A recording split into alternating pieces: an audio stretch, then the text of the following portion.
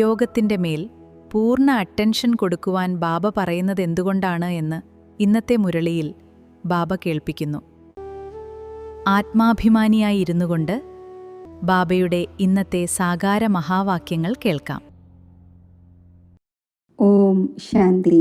12/8/26 പ്രഭാതമുരളി ബാബ്ദാദ മധുബൻ.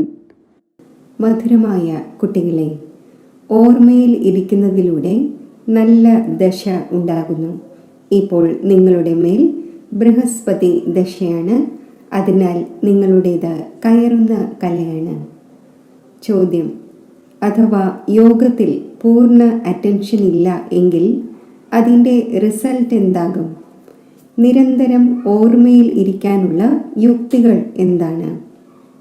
ഉത്തരം: അഥവാ യോഗത്തിൽ പൂർണ്ണ അറ്റൻഷൻ ഇല്ല എങ്കിൽ മുന്നോട്ടു പോകവേ മായയുടെ പ്രവേശനമുണ്ടാകുന്നു, വീണുപോകുന്നു. ദേഹാഭിമാനിയായി അനേകം തെറ്റുകൾ ചെയ്തുകൊണ്ടിരിക്കുന്നു. മായ തലകീഴായ കർമ്മം ചെയ്യിച്ചുകൊണ്ടിരിക്കുന്നു, പതീതമാക്കി മാറ്റുന്നു. നിരന്തരം ഓർമ്മയിലിരിക്കുന്നതിനായി മുഖത്തിൽ ഉരുളൻ കല്ലിടൂ, ദേഷ്യപ്പെടാതിരിക്കൂ. ദേഹസഹിതം സർവ്വതും മറന്ന് ഞാൻ ആത്മാവ്, പരമാത്മാവിൻ്റെ സന്താനമാണ് എന്നത് അഭ്യസിക്കൂ. യോഗബലത്തിലൂടെ എന്തെല്ലാം പ്രാപ്തികൾ ഉണ്ടാകുന്നു അവയെ സ്മൃതിയിൽ വയ്ക്കൂ. ഗീതം. ഓം നമഃ ശിവായ. ഓം ശാന്തി. മധുരമധുരമായ ആത്മീയ കുട്ടികൾ തൻ്റെ ആത്മീയ പിതാവായ ശിവബാബയുടെ മഹിമ കേട്ടു. എപ്പോഴാണോ പാപം വർദ്ധിക്കുന്നത്, അതായത് മനുഷ്യർ പാപാത്മാക്കളായി മാറുന്നത്, അപ്പോൾ തന്നെയാണ് പതീത പാവനായ ബാബ വരുന്നത്. വന്ന് പതീതരെ പാവനമാക്കി മാറ്റുന്നു. ആ പരിധിയില്ലാത്ത ബാബയുടെ തന്നെ മഹിമയാണ്. ആ ഒന്നിനെ വൃക്ഷപതി എന്നും പറയുന്നു. ഈ സമയം പരിധിയില്ലാത്ത ബാബയിലൂടെ ബൃഹസ്പതിയുടെ പരിധിയില്ലാത്ത ദിശ നിങ്ങളിൽ ഉണ്ടായിരിക്കുന്നു. വിശേഷിച്ചും പൊതുവായും 2 വാക്കുകളുണ്ടല്ലോ. ഇതിൻ്റെയും അർത്ഥം ഇവിടെ തന്നെയാണ് സിദ്ധമാകുന്നത്. ബൃഹസ്പതി ദശയിലൂടെ വിശേഷിച്ച ഭാരതം ജീവൻ മുക്തമായി മാറുന്നു, അതായത് തൻ്റെ സ്വരാജ്യപദം നേടുന്നു. കാരണം ആരെയാണോ ട്രൂത്ത് എന്ന് പറയുന്നത്, ആ സത്യമായ ബാബ വന്ന് നമ്മളെ നരനിൽ നിന്നും നാരായണൻ ആക്കുന്നു. ബാക്കി ആരെല്ലാം ഉണ്ടോ അവർ നമ്പർ വൈസായി അവരവരുടെ ധർമ്മത്തിൻ്റെ സെക്ഷനിൽ പോയിരിക്കും. വരുന്നതും നമ്പർ വൈസാണ്. കലിയുഗ അന്തിമം വരെയും വന്നുകൊണ്ടിരിക്കുന്നു. ഓരോ ആത്മാവിനും അവരവരുടേതായ ധർമ്മങ്ങളിൽ തൻ്റേതായ പാർട്ട് ലഭിച്ചിട്ടുണ്ട്. രാജധാനിയിൽ രാജാവ് മുതൽ പ്രജ വരെയും എല്ലാവർക്കും അവരവരുടേതായ പാർട്ട് ലഭിച്ചിട്ടുണ്ട്. നാടകമായാലും രാജാവ് മുതൽ പ്രജ വരെയും എല്ലാവർക്കും അവരവരുടേതായ പാർട്ട് അഭിനയിക്കേണ്ടതുണ്ട്. ഇപ്പോൾ കുട്ടികൾക്കറിയാം, നമ്മുടെ മേൽ ഇപ്പോൾ ബൃഹസ്പതിയുടെ ദശ ഉണ്ടായിരിക്കുന്നു. ഒരേ ഒരു ദിവസമാണ് ഉണ്ടാകുന്നത് എന്നല്ല, അങ്ങനെയല്ല. നിങ്ങളുടെ ബൃഹസ്പതി ദശ തുടർന്നുകൊണ്ടിരിക്കുന്നു. ഇപ്പോൾ നിങ്ങളുടെ കയറുന്ന കലയാണ്. എത്ര ഓർമ്മിക്കുമോ അത്രയും കയറുന്ന കലയുണ്ടാകും. ഓർമ്മ മറക്കുന്നതിലൂടെ മായയുടെ വിഘ്നം വരുന്നു. ഓർമ്മയിലൂടെ നല്ല ദശ ഉണ്ടാകുന്നു. നല്ല രീതിയിൽ ഓർമ്മിക്കുകയില്ലെങ്കിൽ തീർച്ചയായും വീഴുക തന്നെ ചെയ്യും. പിന്നെ അവരിൽ നിന്നും എന്തെങ്കിലുമൊക്കെ തെറ്റുകളുണ്ടാകും. ബാബ മനസ്സിലാക്കിച്ചു തന്നു, ഡ്രാമ അനുസരിച്ച് എല്ലാ ധർമ്മത്തിലുമുള്ള ആരെല്ലാമുണ്ടോ അവർ ഒന്നിനു പിന്നാലെയായി പാട്ട് അഭിനയിക്കുവാനായി വരുന്നു. കുട്ടികൾക്ക് അറിയാം, സ്വർഗത്തിൻ്റെ ദശ, അതായത് ജീവൻ മുക്തിയുടെ ദശ ഇപ്പോൾ നമ്മളിൽ ഉണ്ടായിരിക്കുന്നു. ഈ ഡ്രാമയുടെ ചക്രം എങ്ങനെ തിരിയുന്നു, ഇതിനെയും ഡീറ്റെയിലായി മനസ്സിലാക്കണം. ഈ സൃഷ്ടി നാടകത്തിൻ്റെ ചക്രം വിശേഷിച്ച് ഭാരതത്തിൽ തയ്യാറാക്കപ്പെട്ടിരിക്കുന്നു. ബാബയും ഭാരതത്തിൽ തന്നെയാണ് വരുന്നത്. ആശ്ചര്യത്തോടെ കേൾക്കുന്നു, പറഞ്ഞു കൊടുക്കുന്നു, ഓടിപ്പോകുന്നു എന്ന് പാടപ്പെട്ടിട്ടുണ്ട്. നടന്ന് നടന്ന് മായയുടെ പ്രവേശനം ഉണ്ടാകുന്നത് കാരണം വീണു പോകുന്നു. യോഗത്തിൽ പൂർണ്ണ അറ്റൻഷൻ നൽകുന്നില്ല. പിന്നെ ബാബ വന്ന് സഞ്ജീവനി ഔഷധം നൽകുന്നു, അതായത് സുബോധത്തിൽ ആക്കുന്നതിനുള്ള ഔഷധം നൽകുന്നു. ഹനുമാനും നിങ്ങളാണ്. ബാബ മനസ്സിലാക്കിച്ചു തന്നിട്ടുണ്ട്. ഈ സമയം രാവണനെ ഓടിക്കുന്നതിനായി ഈ ഔഷധത്തിൻ്റെ ഗന്ധം നൽകുന്നു. ബാബ നിങ്ങൾക്ക് എല്ലാ സത്യമായ കാര്യങ്ങളും പറഞ്ഞു തരുന്നു. സത്യം ഒരേ ഒരു ബാബ തന്നെയാണ്. ആ ഒന്ന് നിങ്ങൾക്ക് വന്ന് സത്യനാരായണന്റെ കഥ കേൾപ്പിച്ച് സത്യയുഗം സ്ഥാപിക്കുന്നു. ഈ ഒന്നിനെ പറയുന്നത് തന്നെ ട്രൂത്ത് എന്നാണ്, സത്യം പറഞ്ഞു തരുന്നവൻ. നിങ്ങൾ ശാസ്ത്രങ്ങളെ അംഗീകരിക്കുന്നുണ്ടോ എന്ന് നിങ്ങളോട് ചോദിക്കുന്നു. പറയൂ, അതെ, നമ്മൾ ശാസ്ത്രങ്ങളെ എന്തുകൊണ്ട് അംഗീകരിക്കില്ല? ഇതെല്ലാം ഭക്തിമാർഗത്തിലെ ശാസ്ത്രങ്ങളാണ് എന്നറിയാം. ഇത് നമ്മൾ അംഗീകരിക്കുന്നുണ്ട്. ജ്ഞാനവും ഭക്തിയും രണ്ട് വസ്തുവാണ്. എപ്പോൾ ജ്ഞാനം ലഭിക്കുന്നുവോ പിന്നെ ഭക്തിയുടെ എന്താവശ്യമാണ്? ഭക്തി എന്നാൽ ഇറങ്ങുന്ന കല, ജ്ഞാനം എന്നാൽ കയറുന്ന കല. ഈ സമയം ഭക്തി നടന്നുകൊണ്ടിരിക്കുന്നു. ഇപ്പോൾ നമുക്ക് ജ്ഞാനം ലഭിച്ചു, അതിലൂടെ സദ്ഗതി ഉണ്ടാകുന്നു. ഭക്തരെ രക്ഷിക്കുന്നവൻ ഒരേ ഒരു ഭഗവാനാണ്. രക്ഷിക്കുന്നത് ശത്രുവിൽ നിന്നാണല്ലോ. ബാബു പറയുന്നു, ഞാൻ വന്ന് നിങ്ങളെ രാവണനിൽ നിന്നും രക്ഷിക്കുന്നു. രാവണനിൽ നിന്നും എങ്ങനെയാണ് രക്ഷയുണ്ടാകുന്നത് എന്ന് കാണുന്നല്ലോ. ഈ രാവണന്റെ മേൽ ജയം നേടണം. ബാബ മനസ്സിലാക്കിച്ചു തരുന്നു, മധുരമായ കുട്ടികളെ, ഈ രാവണൻ നിങ്ങളെ തമോ പ്രധാനമാക്കി. സത്യയുഗത്തെ പറയുന്നത് സദോ പ്രധാനം, സ്വർഗം എന്നാണ്. പിന്നെ കല കുറഞ്ഞു വരുന്നു. അന്തിമത്തിൽ എപ്പോഴാണോ തീർത്തും ദേഹാഭിമാനത്തിൽ വരുന്നത്, അപ്പോൾ പതീതമായി മാറുന്നു. പുതിയ കെട്ടിടം തയ്യാറാകുന്നു. 1 മാസത്തിന് ശേഷമോ 6 മാസത്തിന് ശേഷമോ കുറച്ചൊക്കെ കല കുറഞ്ഞു വരുന്നു. ഓരോ വർഷവും കെട്ടിടത്തിന് വെള്ള പൂശുന്നു. കലയാണെങ്കിൽ കുറഞ്ഞുകൊണ്ടിരിക്കുന്നല്ലോ. പുതിയതിൽ നിന്നും പഴയത്, പഴയതിൽ നിന്നും വീണ്ടും പുതിയത്. ഇത് തുടക്കം മുതൽ ഓരോ വസ്തുവിനും ഉണ്ടായി വന്നു. ഈ കെട്ടിടം 100 150 വർഷം വരെ ഇരിക്കും എന്ന് മനസ്സിലാക്കുന്നു. ബാബ മനസ്സിലാക്കിച്ചു തരുന്നു, സത്യയുഗം എന്ന് പറയുന്നത് പുതിയ ലോകം മുതലാണ്. പിന്നെ ത്രേതയിൽ 25% കുറവാണ് എന്ന് പറയും. കാരണം അല്പം പഴയതാകുന്നു. അതാണ് ചന്ദ്രവംശി. അതിൻ്റെ അടയാളം കാണിക്കുന്നതാണ് ക്ഷത്രിയൻ. കാരണം പുതിയ ലോകത്തിന് യോഗ്യമായില്ല. അതിനാൽ കുറഞ്ഞ പൊസിഷൻ ആയിപ്പോയി. എല്ലാവരും ആഗ്രഹിക്കുന്നത് കൃഷ്ണപുരിയിൽ പോകട്ടെ എന്നാണ്. രാമപുരിയിൽ പോകട്ടെ എന്നൊരിക്കലും പറയുന്നില്ല. എല്ലാവരും കൃഷ്ണപുരിയെക്കുറിച്ച് തന്നെയാണ് പറയുന്നത്. വൃന്ദാവനത്തിലേക്ക് പോകാം, രാധ ഗോവിന്ദനെ ഭജിക്കാം എന്ന് പാടുന്നുമുണ്ടല്ലോ. വൃന്ദാവനത്തിൻ്റെ കാര്യമാണ്, അയോധ്യയെക്കുറിച്ച് പറയില്ല. ശ്രീകൃഷ്ണനോട് എല്ലാവർക്കും വളരെ സ്നേഹമുണ്ട്. കൃഷ്ണനെ വളരെ സ്നേഹത്തോടെ ഓർമ്മിക്കുന്നു. കൃഷ്ണനെ കാണുമ്പോൾ പറയും, ഇതുപോലെ ഒരു പതിയെ ലഭിച്ചെങ്കിൽ, ഇതുപോലെ ഒരു കുട്ടിയെ ലഭിച്ചെങ്കിൽ, ഇതുപോലൊരു സഹോദരനെ ലഭിച്ചെങ്കിൽ എന്ന്. സെൻസിബിളായ ആൺകുട്ടികൾ അഥവാ പെൺകുട്ടികൾ കൃഷ്ണന്റെ മൂർത്തിയെ മുന്നിൽ വയ്ക്കുന്നു, ഇതുപോലൊരു കുട്ടിയെ ലഭിക്കുവാൻ. കൃഷ്ണന്റെ സ്നേഹത്തിൽ വളരെയധികം ഇരിക്കുന്നല്ലോ. എല്ലാവരും ആഗ്രഹിക്കുന്നത് കൃഷ്ണപുരിയാണ്. ഇപ്പോഴാണെങ്കിൽ കംസപുരിയാണ്, രാവണന്റെ പുരി. കൃഷ്ണപുരിക്ക് വളരെയധികം മഹത്വമുണ്ട്. കൃഷ്ണനെ എല്ലാവരും ഓർമ്മിക്കുന്നു. അതിനാൽ ബാബു പറയുന്നു, നിങ്ങൾ ഇത്രയും സമയം ഓർമ്മിച്ചു വന്നു. ഇപ്പോൾ കൃഷ്ണപുരിയിൽ പോകാനുള്ള പുരുഷാർത്ഥം ചെയ്യൂ. കൃഷ്ണന്റെ കുലത്തിൽ വരൂ. സൂര്യവംശി 8 കുലമാണ്. അപ്പോൾ രാജധാനിയിൽ വന്ന് രാജകുമാരനുമായി ഊഞ്ഞാലാടും വിധം ഇത്രയും പുരുഷാർത്ഥം ചെയ്യൂ. ഇത് വിവേകത്തിൻ്റെ കാര്യമാണല്ലോ. ബാബു പറയുന്നു, കുട്ടികളെ എത്ര സാധിക്കുമോ മന്മനാഭവ ആയിരിക്കൂ. ഓർമ്മയിലിരിക്കാത്തതിലൂടെ വീണുപോകുന്നു. ജ്ഞാനം ഒരിക്കലും വീഴ്ത്തുന്നില്ല, ഓർമ്മയിലിരിക്കുന്നില്ലെങ്കിൽ വീണു പോകുന്നു. ഇതിനെക്കുറിച്ച് തന്നെയാണ് അലാവുദ്ദീൻ്റെയും ഹാത്മത്തായിയുടെയും നാടകം ഉണ്ടാക്കപ്പെട്ടിട്ടുള്ളത്. ഓർമ്മയിലിരിക്കുന്നതിന് വേണ്ടി തന്നെയാണ് വായിൽ നാണയം ഇടുമായിരുന്നത്. ആർക്കെങ്കിലും ക്രോധം വരികയാണ് എങ്കിൽ സംസാരിക്കുന്നു. അതിനാൽ പറയുന്നു, വായിൽ എന്തെങ്കിലും ഇടൂ. സംസാരിക്കാതിരുന്നാൽ ക്രോധം വരില്ല. ബാബു പറയുന്നു, ഒരിക്കലും ആരോടും ദേഷ്യപ്പെടരുത്.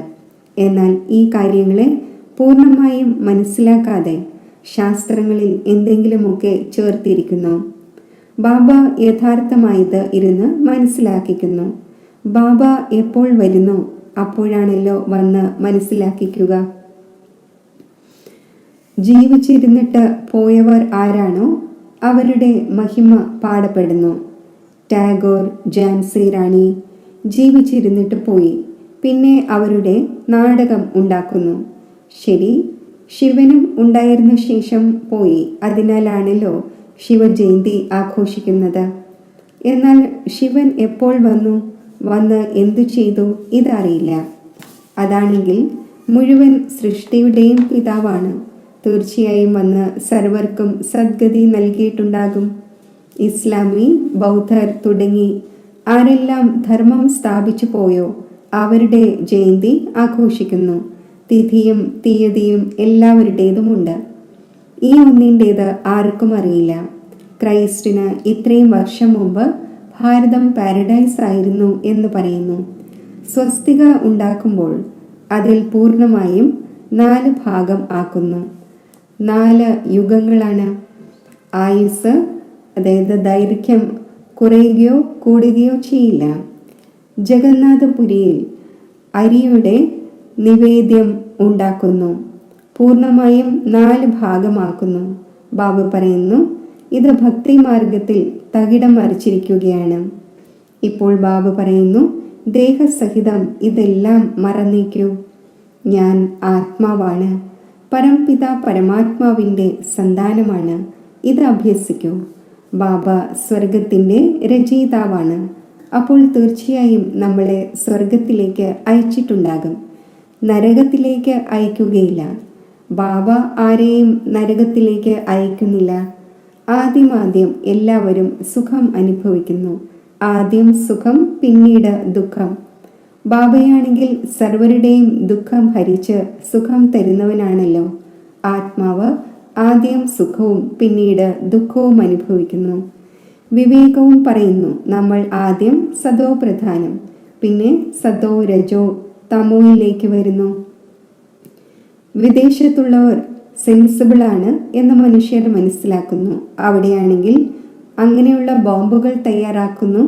അതിലൂടെ ഒറ്റയടിക്ക് ഇല്ലാതാകും.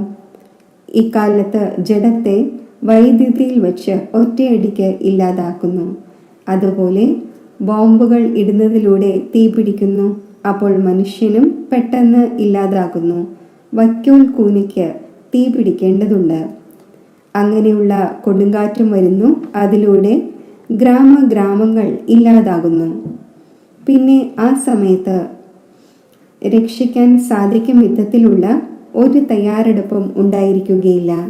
വിനാശം ഉണ്ടാവുക തന്നെ വേണം. പഴയ ലോകം ഇല്ലാതാകേണ്ടതുണ്ട്. ഗീതയിലും വർണ്ണനയുണ്ട്. ബാബ മനസ്സിലാക്കിച്ചു തന്നു, യൂറോപ്പ് വാസികൾ ഈ വിധം ബോംബിടും, അതറിയാനേ കഴിയില്ല. കുട്ടികളായ നിങ്ങൾക്കറിയാം, കഴിഞ്ഞ കൽപ്പത്തിലും വിനാശം സംഭവിച്ചിരുന്നു, ഇപ്പോഴും സംഭവിക്കാൻ പോകുന്നു. നിങ്ങളും കഴിഞ്ഞ കൽപ്പത്തിലേതുപോലെ പഠിച്ചുകൊണ്ടിരിക്കുന്നു. പതുക്കെ പതുക്കെ വൃക്ഷം വളർന്നുകൊണ്ടിരിക്കും. വളർന്ന് പിന്നെ സ്ഥാപനയുണ്ടാകും. മായയുടെ കൊടുങ്കാറ്റ് വളരെ നല്ല നല്ല പുഷ്പങ്ങളെയും വീഴ്ത്തുന്നു. യോഗത്തിൽ പൂർണ്ണമായും ഇരിക്കുന്നില്ലെങ്കിൽ പിന്നെ മായ വിഘ്നമിടുന്നു. ബാബയുടെ കുട്ടിയായി പവിത്രതയുടെ പ്രതിജ്ഞ ചെയ്ത് പിന്നെ അഥവാ വികാരത്തിൽ വീണു എങ്കിൽ പേര് ചീത്തയാക്കും. പിന്നെ വളരെ ശക്തമായ ആഘാതമുണ്ടാകുന്നു. ബാബ പറയുന്നു, ഈ കാമത്തിൻ്റെ മുറിവ് ഒരിക്കലും ഏൽക്കരുത്. കുട്ടികൾക്കറിയാം, ഇവിടെ രക്തത്തിൻ്റെ നദികൾ ഒഴുകേണ്ടതുണ്ട്. സത്യയുഗത്തിൽ പാലിൻ്റെ നദികൾ ഒഴുകുന്നു. അത് പുതിയ ലോകമാണ്, ഇത് പഴയ ലോകമാണ്. കലിയുഗത്തിൽ നോക്കൂ, എന്താണുള്ളത്? പുതിയ ലോകത്തിലെ വൈഭവങ്ങളെ നോക്കൂ. ഇവിടെയാണെങ്കിൽ ഒന്നും തന്നെയില്ല. പെൺകുട്ടികൾ സാക്ഷാത്കാരത്തിൽ പോയി കണ്ട ശേഷം വരുന്നു. സൂക്ഷ്മവദനത്തിൽ മധുരപാനീയം കുടിച്ചു, ഇത് ചെയ്തു, അതെല്ലാം സാക്ഷാത്കാരമാണ്. നമ്മൾ മൂലവദനത്തിലേക്ക് പോകുന്നു എന്നും ബാബ വൈകുണ്ഠത്തിലേക്ക് അയക്കുന്നു എന്നും പറയുന്നു. ഈ എല്ലാ സാക്ഷാത്കാരങ്ങളും മറ്റും ഡ്രാമയിൽ അടങ്ങിയിട്ടുള്ളതാണ്. ഇതിലൂടെ ഒന്നും ലഭിക്കുന്നില്ല. വളരെയധികം പെൺകുട്ടികൾ സൂക്ഷ്മവദനത്തിൽ പോകുമായിരുന്നു, മധുരപാനീയവും മറ്റും കുടിക്കുമായിരുന്നു. ഇന്ന് ഇല്ല.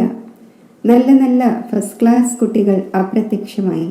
വളരെയധികം ധ്യാന സാക്ഷാത്കാരങ്ങളിൽ പോകുന്നവർ പോയി വിവാഹം ചെയ്തു. അതിശയം തോന്നുന്നു. മായ എങ്ങനെയുള്ളതാണ്! ഭാഗ്യത്തിൽ എങ്ങനെ കീഴ്മയിലാക്കുന്നു! വളരെ പേർ നല്ല നല്ല പാട്ട് അഭിനയിച്ചു. ആവശ്യമുള്ള സമയത്ത് വളരെ സഹായവും ചെയ്തു. എങ്കിലും ഇന്നില്ല. അതിനാൽ ബാബ പറയുന്നു, മായ, നീ വളരെ ശക്തിശാലിയാണ്. മായയോട് നിങ്ങളുടെ യുദ്ധം നടക്കുന്നു. ഇതിനെ പറയുന്നത് യോഗബലത്തിൻ്റെ യുദ്ധം എന്നാണ്. യോഗബലത്തിലൂടെ എന്ത് പ്രാപ്തി ഉണ്ടാകുന്നു ഇതാർക്കും അറിയില്ല. കേവലം ഭാരതത്തിൻ്റെ പ്രാചീന യോഗം എന്ന് പറയുന്നു. മധുരമധുരമായ കുട്ടികൾക്ക് യോഗത്തെക്കുറിച്ച് മനസ്സിലാക്കിച്ചു തരുന്നു. പ്രാചീന രാജയോഗം എന്ന് പാടപ്പെട്ടിട്ടുണ്ട്. ഏതെല്ലാം ഫിലോസഫേഴ്സും മറ്റുമുണ്ടോ, ആരിലും ഈ സ്പിരിച്വൽ നോളജ് ഇല്ല. ആത്മീയ അച്ഛൻ തന്നെയാണ് ജ്ഞാനത്തിൻ്റെ സാഗരം. ആ ഒന്നിനെ കുറിച്ച് തന്നെയാണ് ശിവായ നമ എന്ന് പാടുന്നത്. ആ ഒന്നിൻ്റെ തന്നെ മഹിമ പാടപ്പെട്ടിരിക്കുന്നു. ബാബ വന്ന് നിങ്ങൾക്ക് എത്ര ജ്ഞാനം മനസ്സിലാക്കിച്ചു തരുന്നു. ഇതിനെ ജ്ഞാനത്തിൻ്റെ മൂന്നാമത്തെ നേത്രം എന്ന് പറയുന്നു. സ്വയം ത്രികാലദർശി എന്ന് പറയുവാൻ സാധിക്കും വിധം ആരിലും ശക്തിയില്ല. ത്രികാലദർശി കേവലം ബ്രാഹ്മണർ തന്നെയാണ് ആകുന്നത്. ആ ബ്രാഹ്മണരിലൂടെ യജ്ഞം രചിച്ചിരിക്കുന്നു. രുദ്രജ്ഞാന യജ്ഞമാണല്ലോ. രുദ്രൻ എന്ന് ശിവനെയും പറയുന്നു. അനേകം നാമങ്ങൾ വെച്ചിരിക്കുന്നു. ഓരോ ദേശത്തിലും വ്യത്യസ്തമായ നാമങ്ങൾ വളരെയുണ്ട്. ഒരു ബാബയ്ക്കല്ലാതെ മറ്റാർക്കും ഇത്രയും നാമങ്ങളില്ല. ബബിൾനാഥ് എന്നും ഈ ഒന്നിനെ പറയുന്നു. മുള്ളുകൾ ഒന്നിനെ ബബിൾ എന്ന് പറയുന്നു. ബാബ മുള്ളുകളെ പുഷ്പമാക്കുന്നവനാണ്. അതിനാൽ ആ ഒന്നിനെ ബബിൾനാഥ് എന്ന് നാമം വച്ചിരിക്കുന്നു. ബോംബെയിൽ അവിടെ വളരെ വലിയ മേളം നടക്കുന്നു. അർത്ഥമൊന്നും മനസ്സിലാക്കുന്നില്ല. ബാബ ഇരുന്ന് മനസ്സിലാക്കിച്ചു തരുന്നു. ആ ഒന്നിൻ്റെ ശരിയായ നാമം ശിവൻ എന്നാണ്. വ്യാപാരികളും ബിന്ദുവിനെ ശിവൻ എന്ന് പറയുന്നു. 1, 2 എന്ന് എണ്ണി 10 എത്തുമ്പോൾ ശിവ് എന്ന് പറയുന്നു. ബാബയും പറയുന്നു, ഞാൻ ബിന്ദുവാണ്, സ്റ്റാറാണ്. വളരെ പേർ ഇങ്ങനെ ഡബിൾ തിലകവും കൊടുക്കുന്നു. മാതാവും പിതാവും. ജ്ഞാന സൂര്യൻ്റെയും ജ്ഞാന ചന്ദ്രൻ്റെയും അടയാളമാണ്. അവർ അർത്ഥം അറിയുന്നില്ല. ബാബ യോഗത്തെക്കുറിച്ച് മനസ്സിലാക്കിക്കുകയായിരുന്നു. യോഗം എത്ര പ്രശസ്തമാണ്! ഇപ്പോൾ നിങ്ങൾ കുട്ടികൾ യോഗം എന്ന വാക്ക് വിട്ടേക്കൂ, ഓർമ്മിക്കൂ. ബാബ പറയുന്നു, യോഗം എന്ന വാക്കിലൂടെ മനസ്സിലാക്കില്ല, ഓർമ്മയിലൂടെ മനസ്സിലാക്കും. ബാബയെ വളരെയധികം ഓർമ്മിക്കണം. ആ ഒന്നിനെ വരൻ എന്നും പറയുന്നു. പട്ടമഹിഷി ആക്കുന്നുവല്ലോ. വിശ്വത്തിൻ്റെ രാജധാനിയുടെ സമ്പത്ത് ബാബ നൽകുന്നു.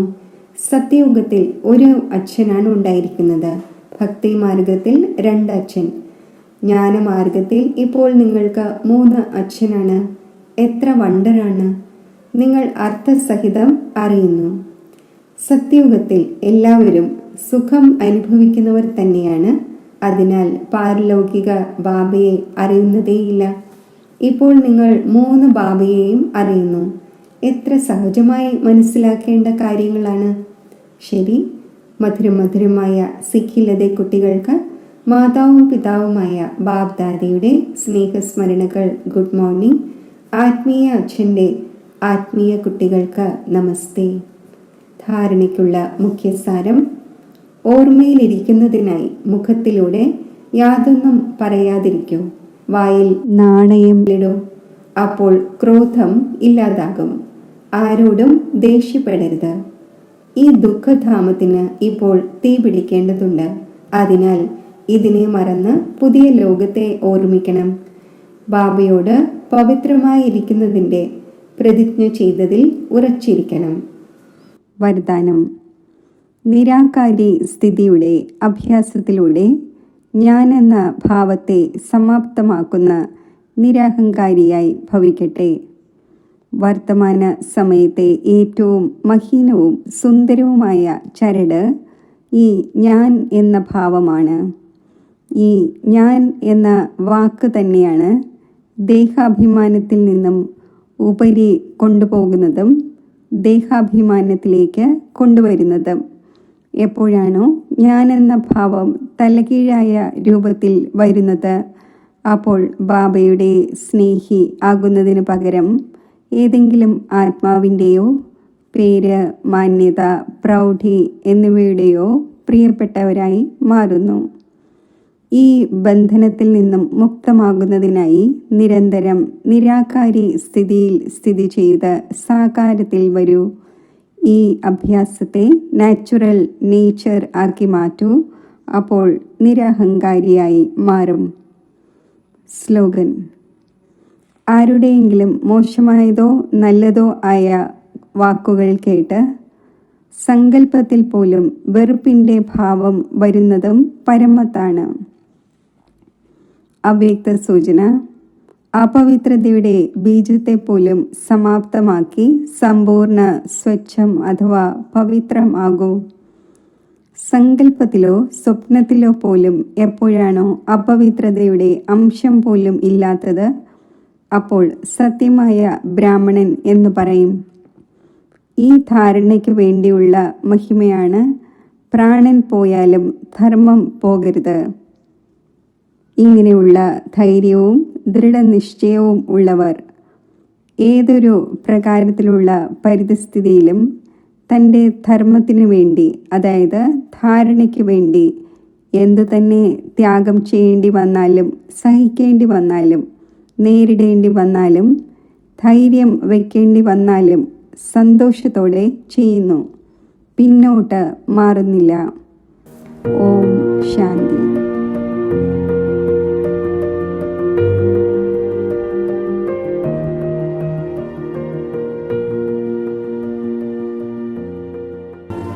ഭൃഗുടിയാകുന്ന സിംഹാസനത്തിൽ തിളങ്ങുന്ന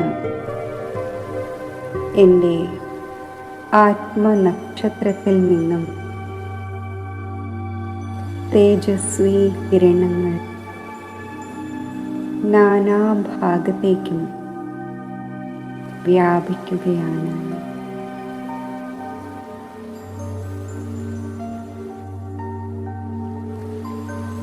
ഈ ദേഹി അഭിമാനി സ്ഥിതിയിൽ സ്ഥിതി ചെയ്യവേ ഞാൻ ബാബ്ദാദയുടെ മധുരമായ സാന്നിധ്യം അനുഭവിക്കുന്നു.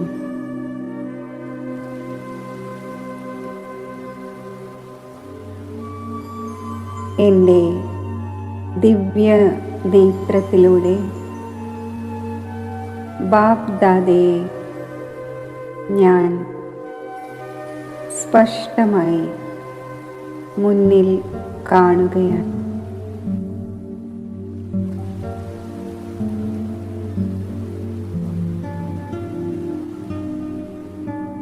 ബാബ്ദാദയിൽ നിന്നും എൻ്റെ നേർക്ക് വരുന്ന പവിത്ര സ്നേഹത്തിൻ്റെ ദൃഷ്ടി എന്നെ സമ്പന്നവും സന്തുഷ്ടവും ആക്കുകയാണ്.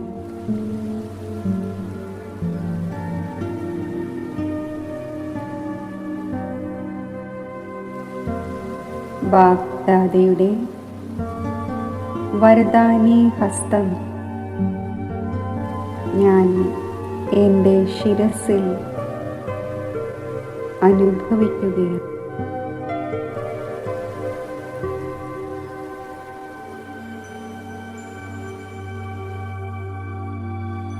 ബാബ്ദാദയുടെ ഹസ്തത്തിൽ നിന്നും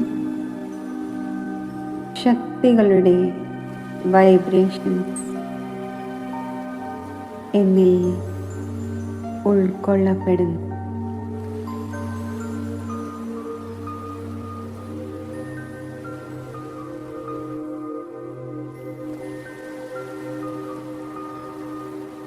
ഈ ശക്തിശാലി സ്ഥിതി അനുഭവിക്കവേ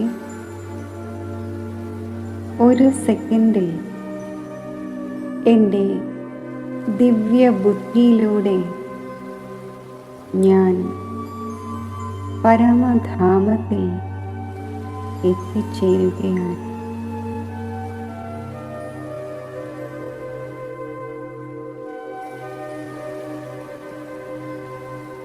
ഈ വിദേഹി അവസ്ഥയിൽ സ്ഥിതി ചെയ്യവേ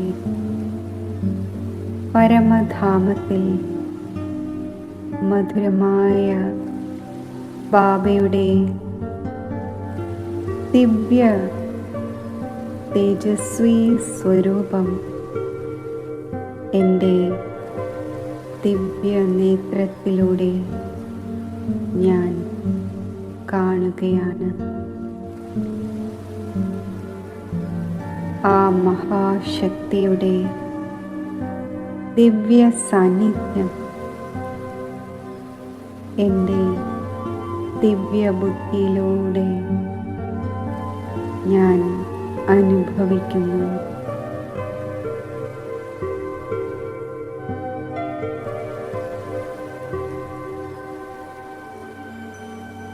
സർവശക്തിവാനായ ശിവബാബ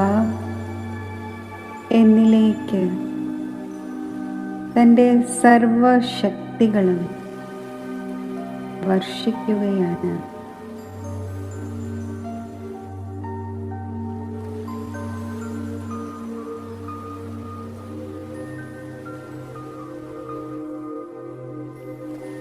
പരമാത്മാ ശക്തികളുടെ തേജസ്വി കിരണങ്ങൾ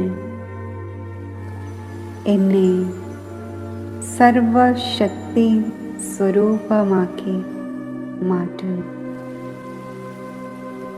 ഈ ശക്തിശാലി സ്ഥിതിയിലിരുന്നു കൊണ്ട് ഞാൻ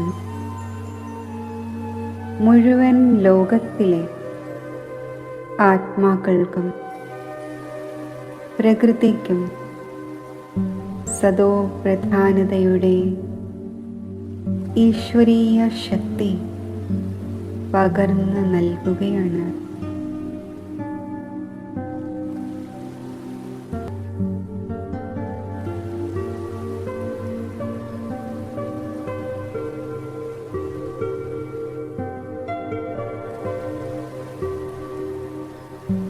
സർവ ആത്മാക്കളിലും പ്രകൃതിയിലും സദോ പ്രധാന അവസ്ഥ